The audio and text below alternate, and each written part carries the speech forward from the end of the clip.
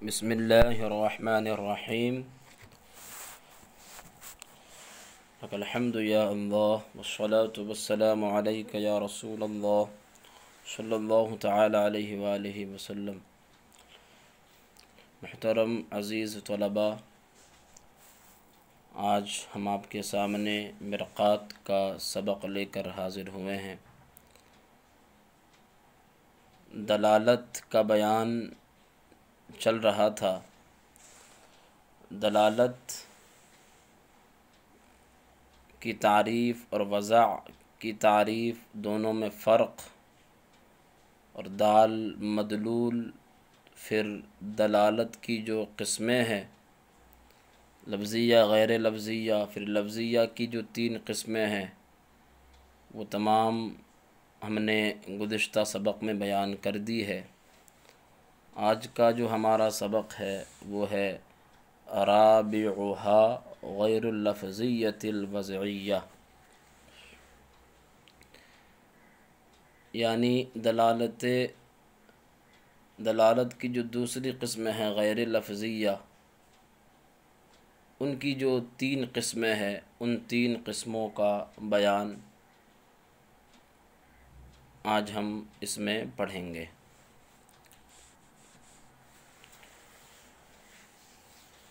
تو پہلے عبارت پڑھ لیتے ہیں۔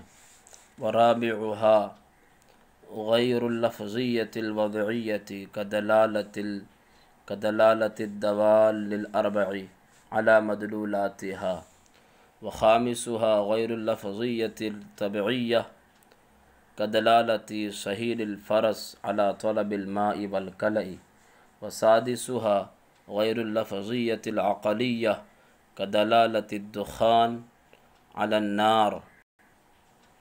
فہذہ 6 دلالات۔ تو یہاں سے مصنف علیہ الرحمہ جو دلالت کی جو دوسری قسم ہے غیر لفظیہ، ان کی قسموں کو بیان کرتے ہیں اور فرماتے ہیں کہ جس طرح آپ نے دلالت لفظیہ کی 3 قسمیں وضعیہ، طبعیہ، عقلیہ پڑھیں، اسی طرح دلالت غیر لفظیہ کی بھی یہی 3 قسمیں ہیں، وضعیہ، طبعیہ اور عقلیہ۔ غیر لفظیہ کی بھی یہی 3 قسمیں ہیں، وضعیہ، طبعیہ اور عقلیہ۔ اب دلالت غیر لفظیہ وضعیہ کسے کہیں گے؟ دلالت غیر لفظیہ وضعیہ وہ دلالت ہے جس میں دلالت کرنے والا لفظ نہ ہو، لیکن دلالت وضع کے اعتبار سے ہو۔ دلالت وضع کے اعتبار سے ہو اور دلالت کرنے والا جو ہے وہ لفظ نہ ہو۔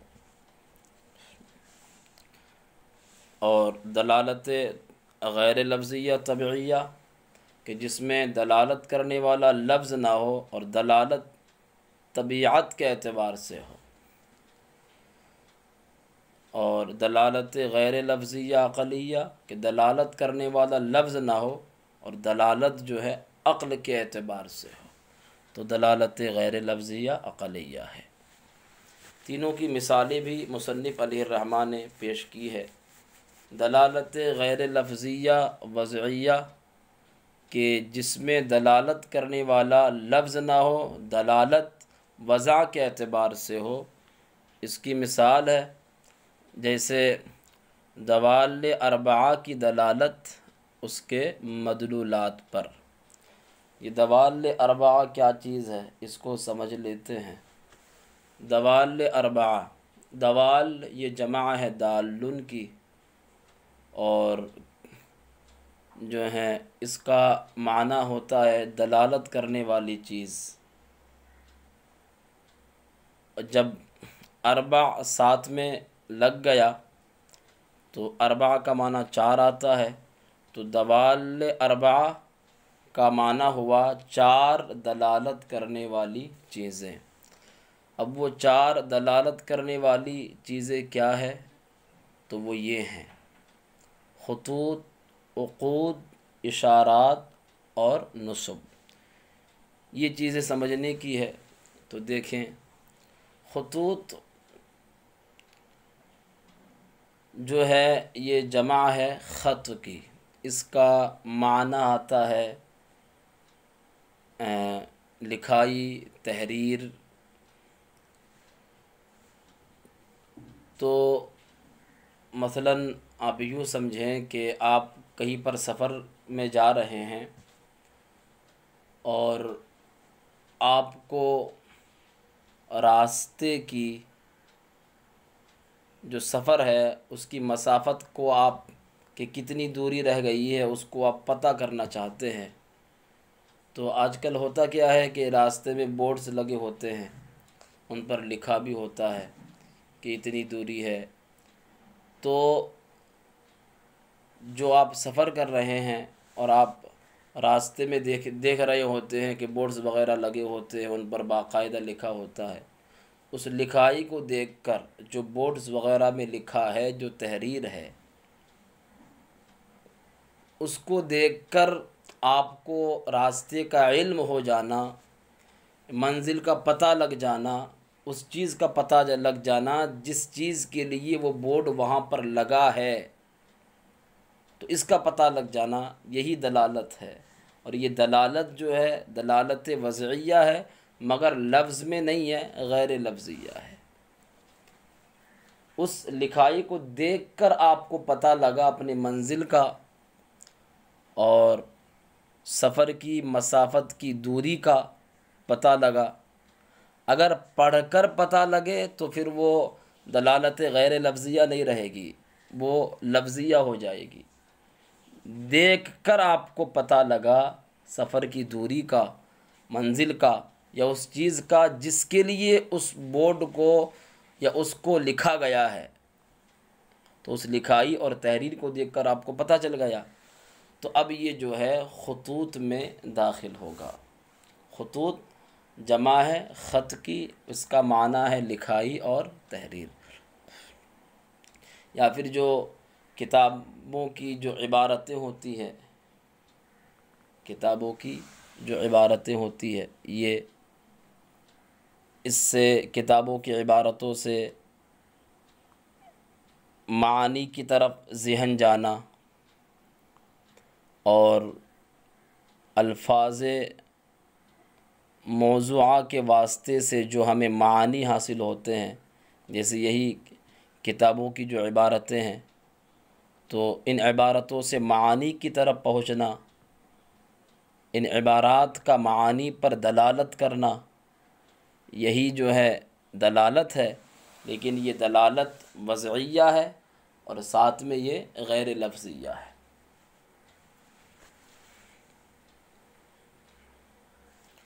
اسی طرح عقود ہے، عقود جمع ہے عقد کی، اس کا معنی آتا ہے گرہ۔ ہمارے جو ہاتھ ہوتے ہیں ان میں کل 15 گرے ہوتے ہیں۔ ہم یہ جو گرہ ہوتی ہے ان کی دلالت اعداد اور شمار پر ہوتی ہے۔ ان گروں پر بسا اوقات سبحان اللہ، الحمدللہ پڑھا جاتا ہے، اور آدمی ہر گرہ پر سبحان اللہ اور الحمدللہ پڑھتا ہے، اور گرہ سے جو ہے اس کو یہ تعداد کا پتہ لگ جاتا ہے کہ کتنے ہو گئے۔ تو ان گروہوں کی دلالت اعداد اور شمار پر ہو رہی ہے، لیکن یہ جو دلالت ہے وضعیہ ہے، مگر لفظیہ نہیں بلکہ غیر لفظیہ ہے۔ اسی طرح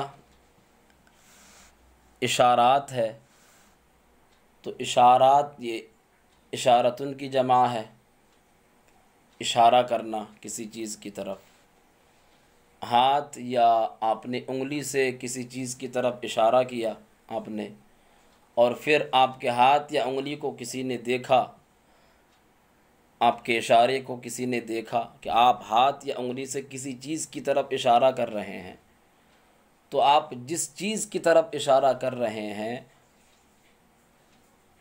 آپ نے ہاتھ یا انگلی سے اس چیز جو بھی آپ کے ہاتھ یا انگلی کو دیکھے گا تو اس کو اس چیز کا علم ہو جائے گا کہ جس کی طرف آپ ہاتھ یا انگلی سے اشارہ کر رہے ہیں۔ اس کو اس کا مفہوم حاصل ہو جائے گا۔ تو ہاتھ یا انگلی سے اشارہ کرنا اور دیکھنے والے کو اس کا مفہوم حاصل ہو جانا، یہ جو دلالت ہے، دلالت وضعیہ ہے، مگر لفظ میں نہیں بلکہ غیر لفظ میں ہے۔ اسی طرح نصب ہے، نصب یہ نسبتن کی جمع ہے۔ گاڑی ہوئی چیز کو نصب بولا جاتا ہے۔ پہلے زمانے میں یہ ہوتا تھا کہ راستے میں پتھر یا ستون کھڑا کر دیا جاتا، ان کو سنگ میل نشان راہ کا نام دیا جاتا تھا۔ اس سے ہوتا کیا تھا، لوگ اس کے ذریعے سفر کی مسافت کی دوری کا پتہ لگا لیتے، لیکن ان پر کچھ لکھا نہیں ہوتا تھا۔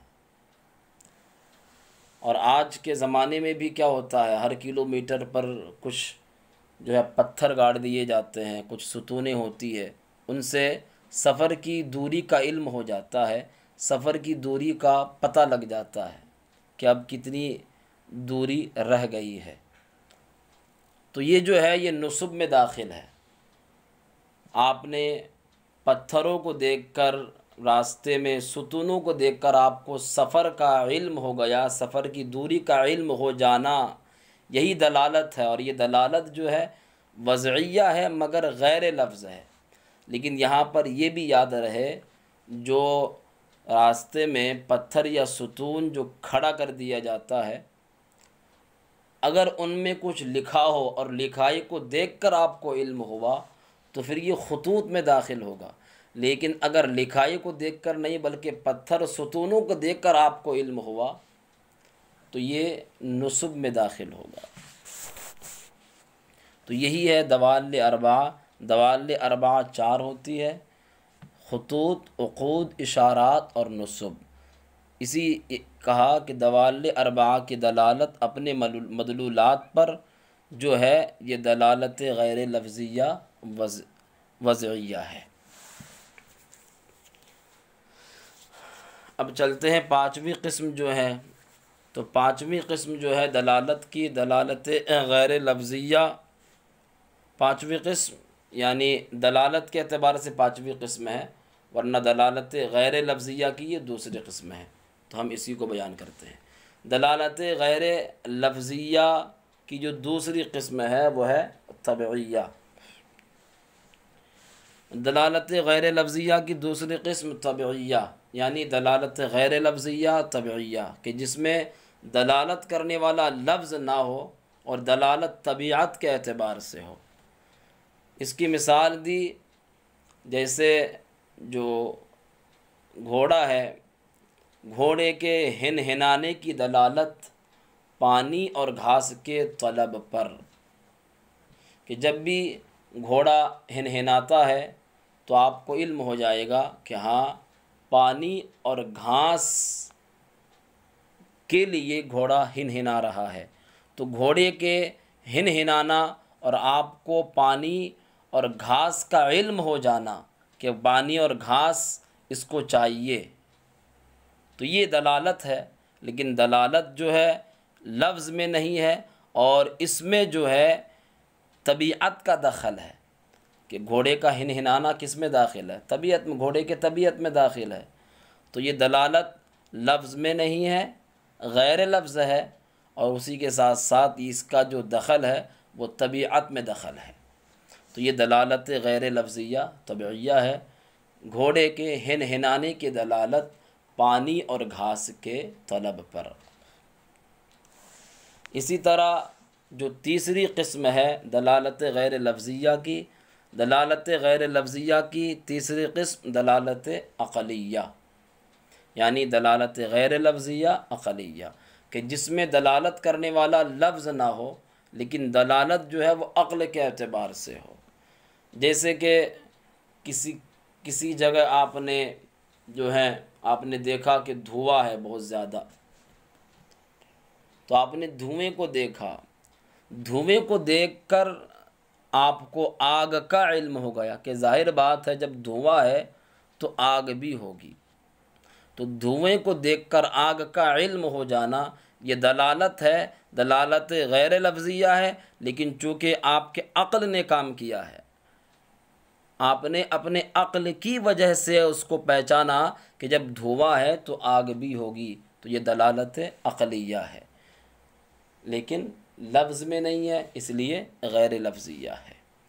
یا اسی طرح آپ نے کہیں آپ سفر میں ہیں اور آپ نے کسی گاؤں میں دور سے مینار دیکھ لیا، تو آپ نے جب مینار دیکھا تو مینار دیکھ کر آپ کو مسجد کا علم ہو گیا، کہ ظاہر بات ہے جب مینار ہے تو مسجد بھی ہوگی، تو مینار کو دیکھ کر مسجد کا علم ہو جانا یہ دلالت عقل کے اعتبار سے ہے، اور چونکہ یہ لفظ میں نہیں ہے اس لیے غیر لفظیہ ہے۔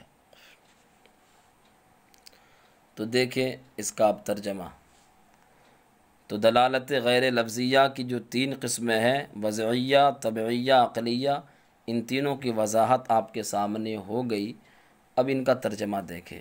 وَرَابِعُهَا غیر اللفظیۃ الوضعیہ، اور چوتھی قسم یعنی دلالت کے اعتبار سے چوتھی قسم ہے، چوتھی قسم دلالت غیر لفظیہ وضعیہ کا دلالت الدوال الاربع، جیسے دوال اربعہ کی دلالت اس کے مدلولات پر۔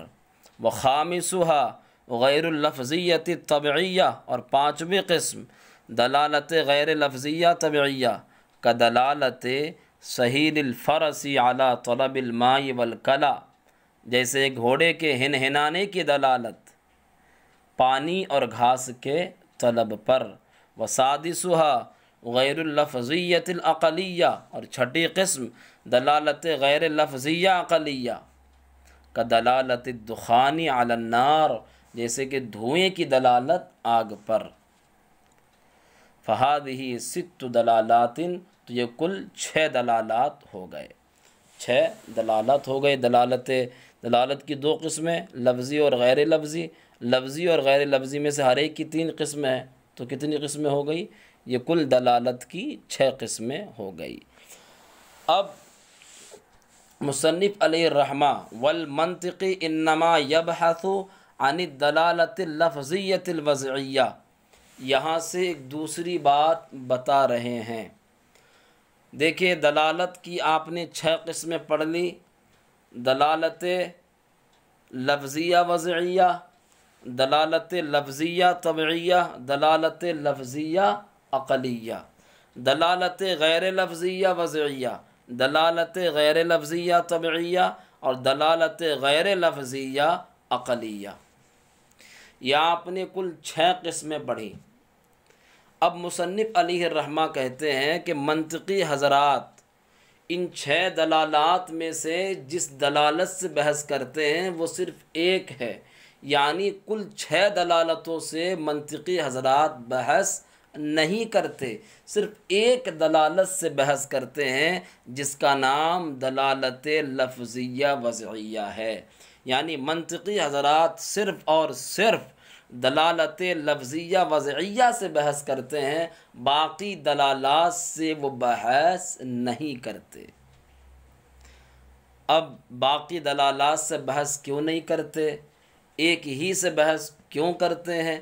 تو اس کی وجہ ہے، وجہ یوں بیان کرتے ہیں کہ دیکھیے جو دلالت لفظیہ وضعیہ ہے اس سے کسی سے فائدہ حاصل کرنا یا کسی کو فائدہ پہنچانا یہ زیادہ آسان ہوتا ہے، برخلاف اور 5 دلالتوں کے کہ ان میں کسی کو فائدہ پہنچانا یا کسی سے فائدہ حاصل کرنا ان دلالات کے ذریعے یہ بہت زیادہ مشکل اور دشوار ہیں۔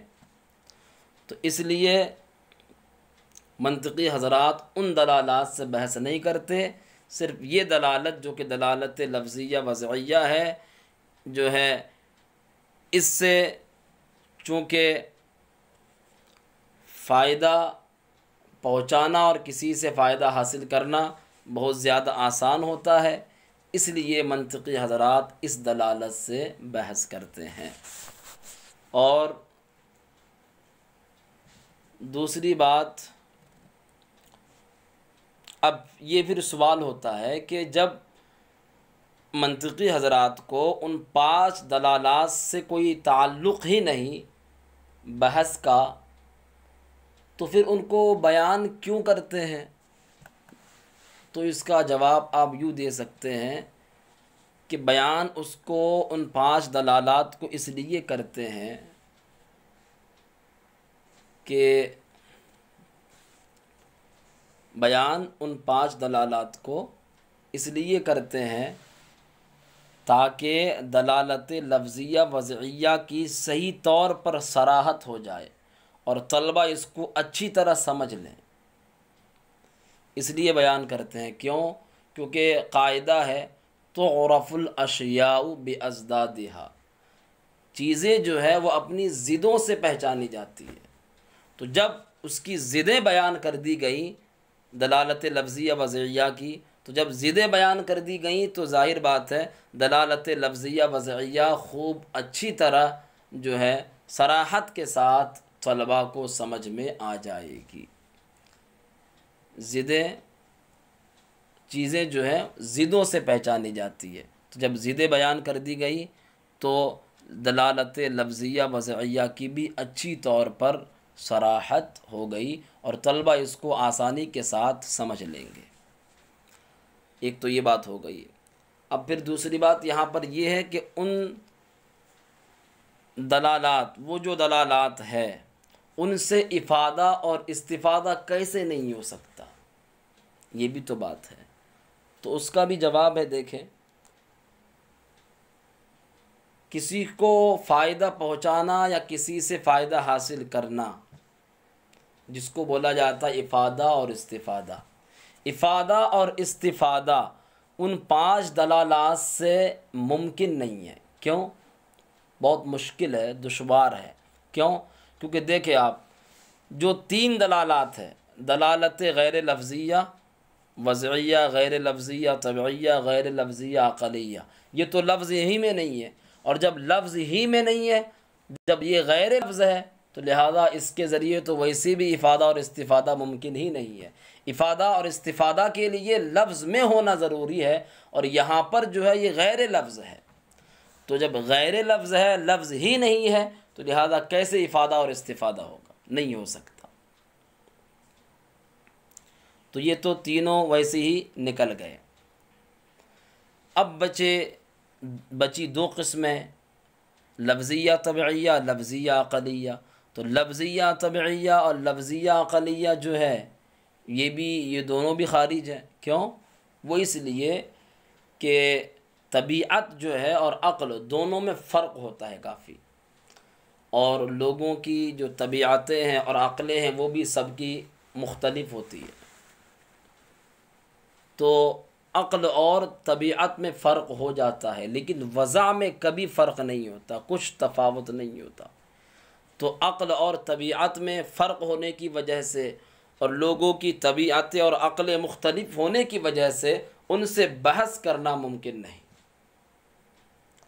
اور وضع میں چونکہ کچھ فرق ہوتا نہیں، اس لیے منطقی حضرات وضع سے بحث کرتے ہیں، طبیعت اور عقل سے بحث نہیں کرتے۔ تو یہ بات ہوئی، تو کل 5 قسمیں خارج ہو گئی اور ایک قسم بچی، تو یہ قسم خود ثابت ہو گئی کہ دلالت لفظیہ وضعیہ سے منطقی حضرات بحث کرتے ہیں، لیکن جو اور دلالات ہیں ان سے بحث نہیں کرتے۔ پھر ان کو کتابوں میں بیان کرتے کیوں ہیں؟ تو طلبہ کے فائدے کے لیے، اور یہ بھی ہے کہ چیزیں جو ہے اپنی ضدوں سے پہچانی جاتی ہے۔ جب ضدیں بیان کر دی گئی تو جو ایک ضد ہے دلالت لفظیہ وضعیہ، یہ خود بخود ثابت ہو گئی اور صراحت کے ساتھ طلباء کو یہ سمجھ میں آ جائے گی۔ اب دیکھیں ترجمہ، والمنطقی انما یبحث عن الدلالۃ اللفظیۃ الوضعیہ، اور منطقی حضرات صرف اور صرف دلالت لفظیہ وضعیہ سے بحث کرتے ہیں۔ اب کیوں؟ لأن الافادۃ للغیر والاستفادۃ من الغیر، اس لیے کہ غیر کو فائدہ پہنچانا یا غیر سے فائدہ حاصل کرنا اور غیر سے فائدہ حاصل کرنا انما یتیسر بہا بسہولہ سہولت کے ساتھ اسی کے ذریعے میسر ہے، آسانی کے ساتھ اسی دلالت کے ذریعے میسر ہے، بخلاف غیرہا برخلاف اس کے غیر کے، اس کے غیر کے برخلاف۔ فإن الإفادة والاستفادة بها لا يخلو عن صعوبة، تو بے شک فائدہ پہنچانا اور فائدہ حاصل کرنا ان کے ذریعے، یعنی ان 5 دلالات کے ذریعے، یہ مشکل سے خالی نہیں ہے۔ اب اس کے بعد میں لکھا ہے ہذا کا مطلب ہے، یہاں پر سبق کے اخیر میں اگر کہیں پر ہذا آتا ہے تو اس کا مطلب ہوتا ہے خذ ہذا یا احفظ ہذا، یعنی تو یہ جو تم سبق پڑھے اس کو یاد کر لو، اسے جو ہے پکڑ لو، اس کو یاد کر لو۔ تو عموماً ہذا سے پہلے جو ہے خود محذوف نکالتے ہیں یا احفظ محذوف نکالتے ہیں، اور پھر جو ہے ہذا کو اس کا مفعول بنا دیتے ہیں کہ تم اسے یاد کر لو، اسے مضبوطی سے پکڑ لو۔ تو طلبہ کرام، دلالت کی جو 6 قسمیں ہیں وہ آپ کے سامنے بیان ہو گئی، اور پھر منطقی حضرات کون سی دلالت سے بحث کرتے ہیں اس کے بارے میں بھی مکمل جانکاری میں نے آپ کو دے دی، آپ حضرات یاد فرما لیں۔